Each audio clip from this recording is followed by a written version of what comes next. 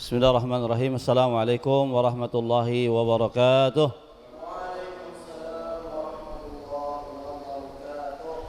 Innal hamdalillah nahmaduhu wa nasta'inuhu wa nastaghfiruhu wa na'udzu bihi min shururi anfusina wa min sayyiati a'malina may yahdihillahu fala mudilla lahu wa may yudlil fala hadiya lah. Ashhadu an la ilaha illallah wahdahu la syarika lah wa ashhadu anna Muhammadan abduhu wa rasuluhu la nabiyya ba'dah. Allahumma salli wa sallim wa barik ala nabiyyina Muhammadin wa ala alihi wa sahbihi ajma'in wa ba'd. Kaum muslimin yang dirahmati Allah Subhanahu wa taala, ketahuilah bahwasannya manusia tatkala menerima musibah ataupun ujian dari Allah Subhanahu wa taala ada 4 sikap mereka. Yang pertama adalah as-sukhtu. Yang pertama adalah dia marah, dia murka, dia kecewa terhadap apa yang Allah Subhanahu wa taala tentukan atas diri mereka berupa takdir buruk.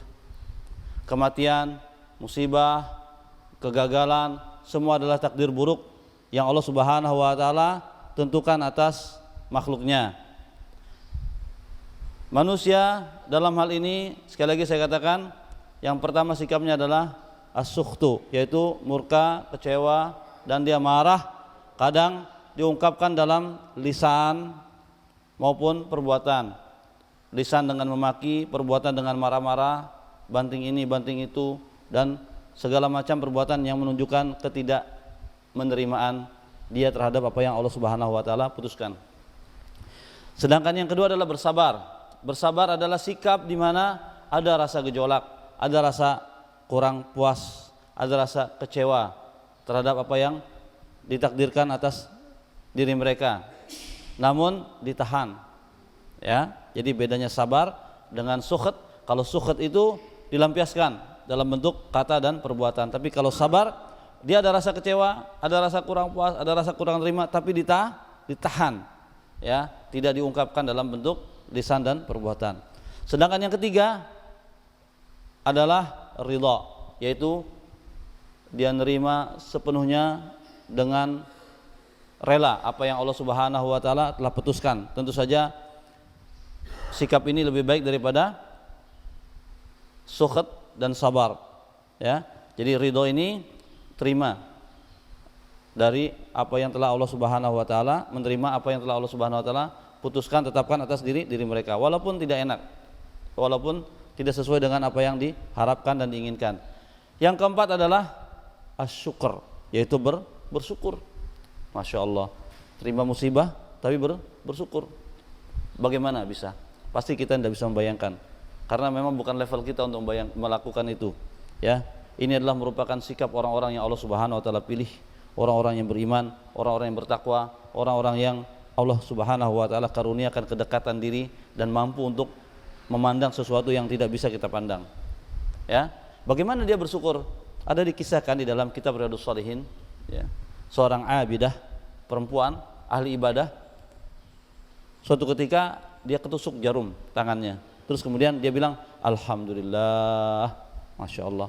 Ketusuk jarum tangannya, kesakitan, dia bilang alhamdulillah. Lantas orang yang ada di sebelahnya bilang, bagaimana kamu bilang alhamdulillah, bagaimana kamu bersyukur padahal kamu kena tusuk? Apa dia bilang? Dia bilang, wallahi, demi Allah, dia bilang, sesungguhnya manisnya pahala atas kesabaran terhadap musibah yang menerima saya itu mengalahkan rasa sakit yang saya derita akibat tusukan jarum ini. Masya Allah, dia mampu memahami sesuatu yang jauh luar biasa, ya. Jadi inilah syukur. Terus kemudian kaitannya apa dengan apa yang saat ini kita rasakan? Saat ini kita semua hampir di seluruh dunia, bukan di tempat kita saja, di seluruh dunia, ya. Di negara-negara yang masih berkembang maupun di negara-negara maju, negara-negara Islam maupun negara-negara yang bukan negara Islam, semuanya terkena dampak daripada yang namanya virus corona. Terjangkitnya penyakit namanya penyakit COVID-19, COVID-19, ya. COVID-19 ini adalah sebuah penyakit yang disebabkan oleh virus yang namanya corona, ya. Kita lihat, kalau kita lihat fenomena tentang virus corona ini, pertama harus kita pahami bahwa virus corona ini juga merupakan makhluk Allah Subhanahu wa taala. Yakin itu? Yakin. Virus corona makhluk Allah. Kenapa? Karena tidak mungkin ada sesuatu dia ada dengan sendirinya. Pasti ada yang ciptakan. Siapa menciptakan? Dialah Allah Subhanahu wa taala. Khaliqu kulli syai'. Dialah pencipta segala sesuatu. Itu adalah merupakan keimanan yang harus kita tancapkan di dalam hati kita sebagai orang yang beriman, sebagai orang yang mengaku dirinya sebagai ahlu sunnah, mengakui bahwa tidak ada satupun makhluk di dunia ini kecuali Allah yang ciptakan. Ya, pahami itu baik-baik.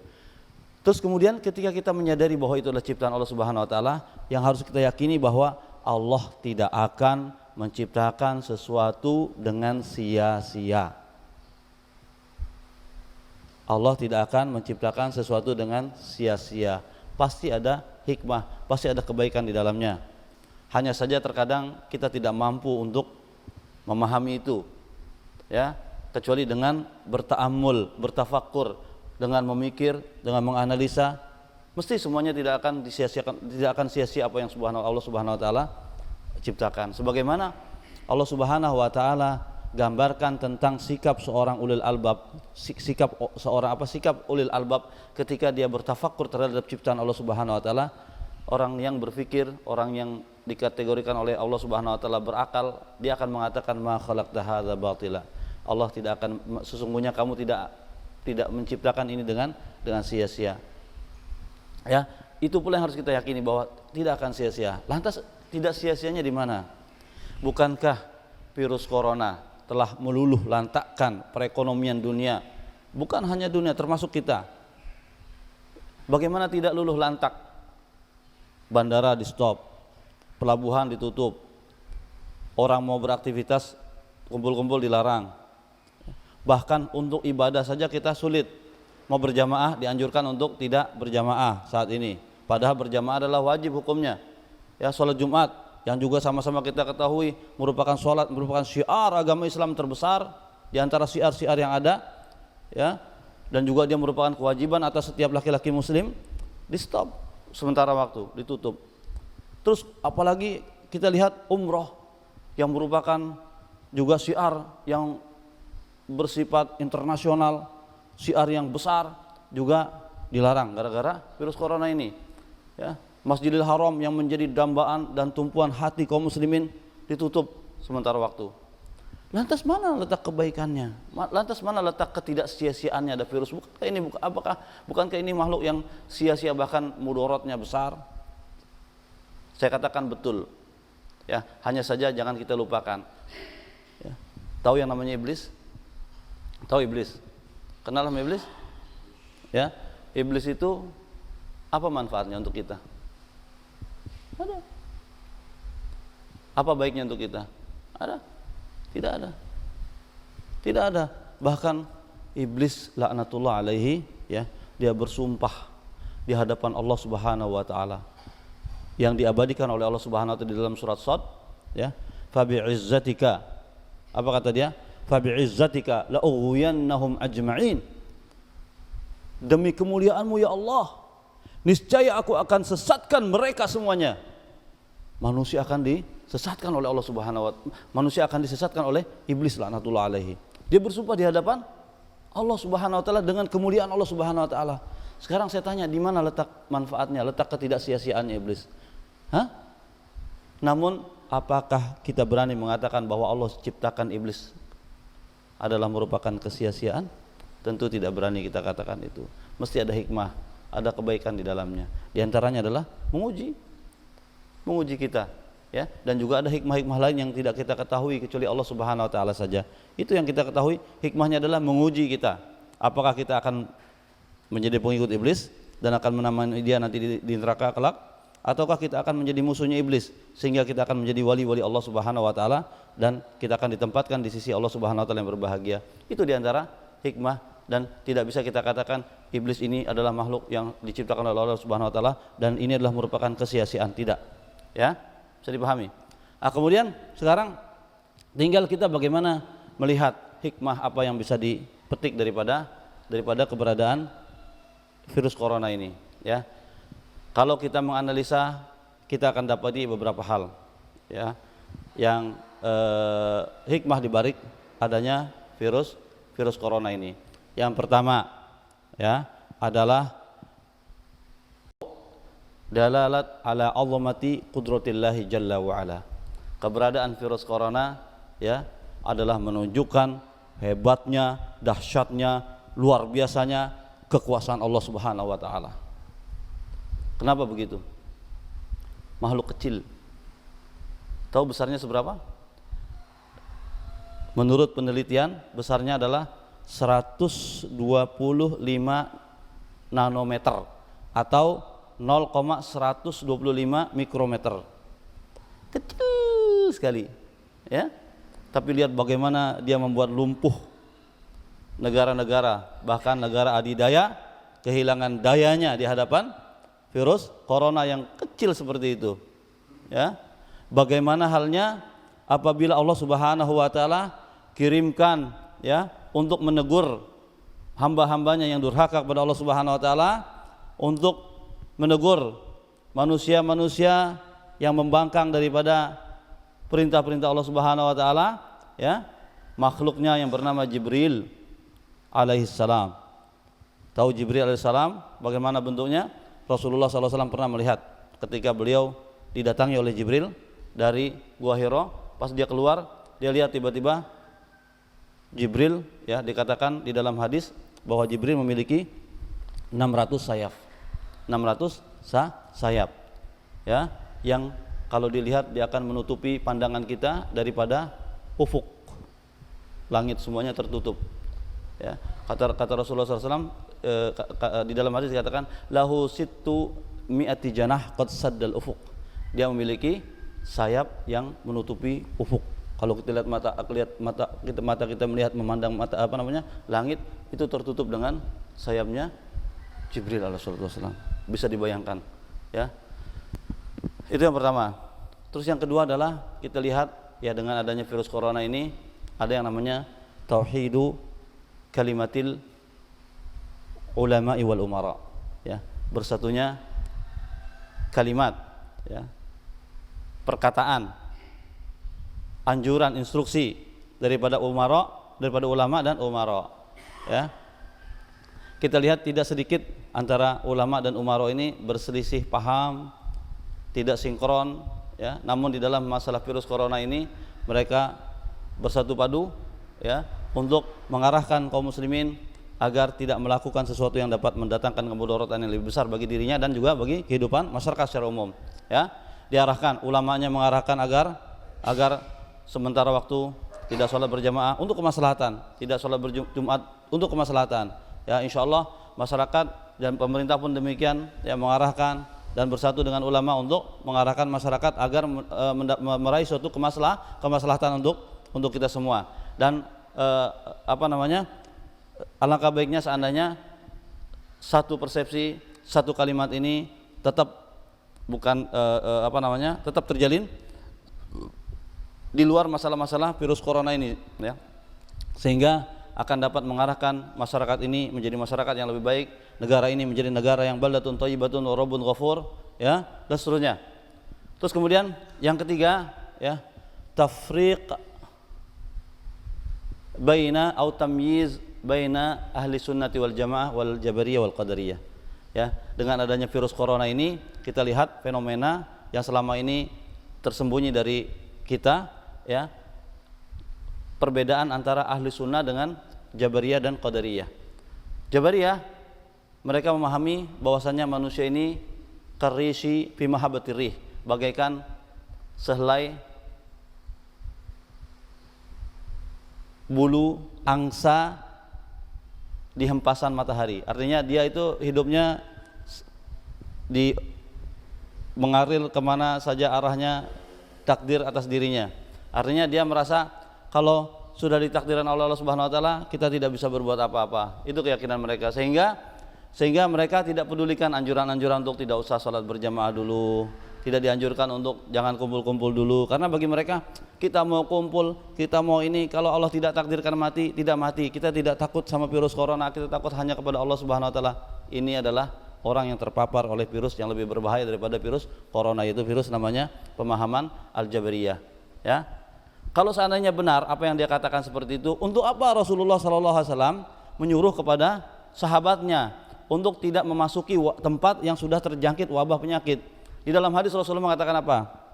Idza sami'tumut ta'un, apabila kalian mendengar ada wabah ya terjangkit di suatu negara, fala tadkhuluha, ya idza sami'tum at-ta'una bi ardin fala tadkhuluha, apabila kamu melihat atau apabila kamu mendengar kabar berita adanya wabah penyakit di suatu negeri, di suatu kampung, fala tadkhuluha, jangan kalian masuk ke kampung itu. Kenapa? Karena dengan masuk berarti kita mencebloskan diri kita pada kehancuran, ya.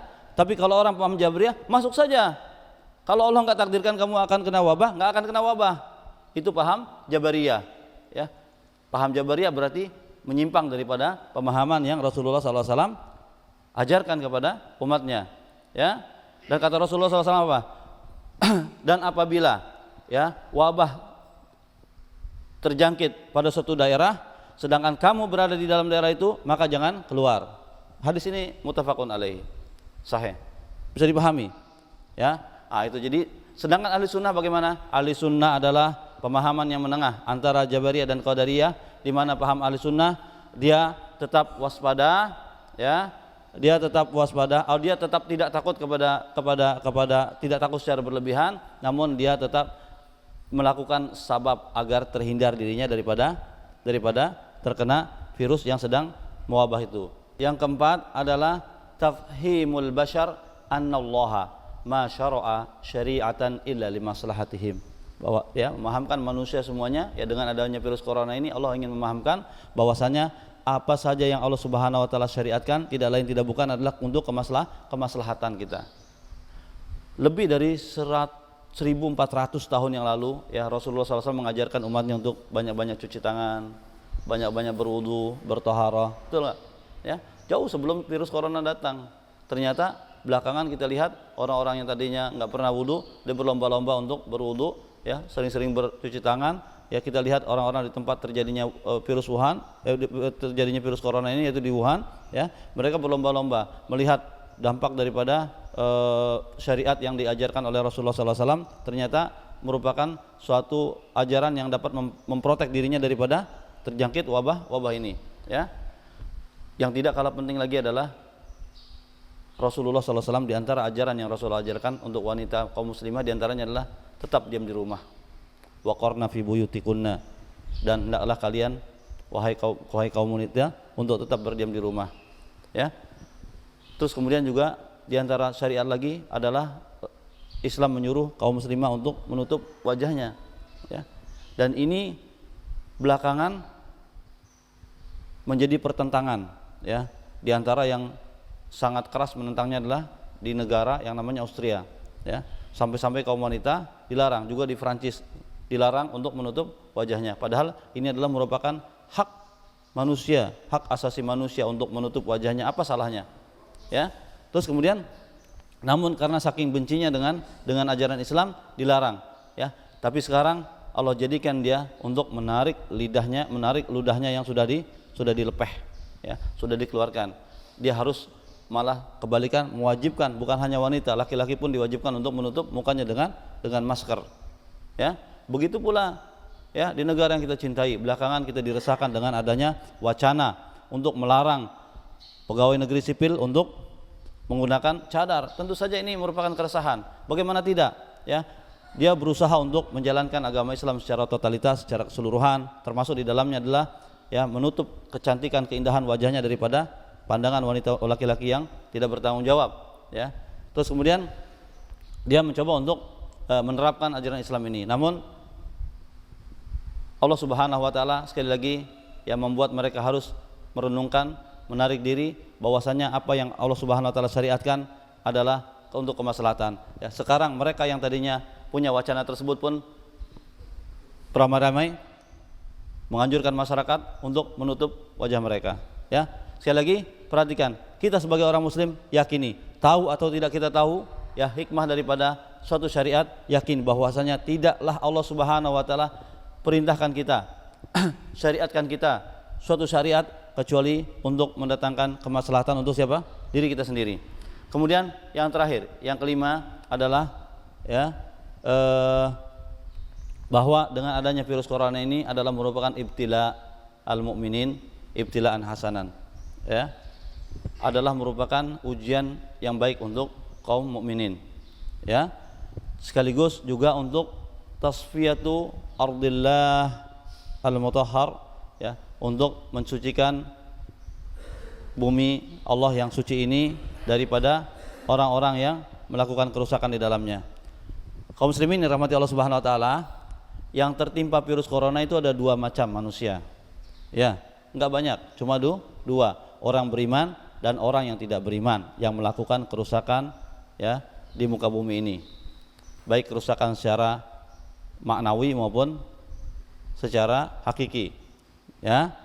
Ketika virus ini menimpa kepada orang beriman, lantas ditakdirkan Allah Subhanahu wa taala dia wafat, insyaallah dia terhitung ke dalam orang yang mati syahid, ya. Sesungguhnya di dalam hadis Rasulullah mengatakan, man qutila fi ta'un, barang siapa yang terbunuh, ya, wafat dikarenakan taun, fahuwa syahid, maka dia termasuk orang yang mati syahid, insyaallah. Mudah-mudahan walaupun syahidnya tidak seperti orang yang berjihad fisabilillah, tapi dia dikategorikan orang yang mati syahid. Sementara kalau dia bukan orang yang beriman, ya, dia adalah orang yang menolak ajaran agama Allah Subhanahu wa taala. Dia adalah orang yang melakukan kerusakan-kerusakan di atas muka bumi ini. Maka apabila menimpa mereka, maka kita yakini bahwa itu adalah merupakan rencana Allah Subhanahu wa taala untuk meringankan beban kaum muslimin, ya, karena tanpa harus berusaha dia mengeluarkan energi besar, dia disingkirkan oleh Allah Subhanahu wa taala dari muka bumi ini, dan Allah Subhanahu wa taala selamatkan daripada ulah tangan-tangan mereka. Ini insyaallah mudah-mudahan yang bisa kita pahami daripada hikmah adanya virus corona. Wallahu a'lam bishawab. Wabillahi taufiq wal hidayah. Wassalamualaikum warahmatullahi wabarakatuh.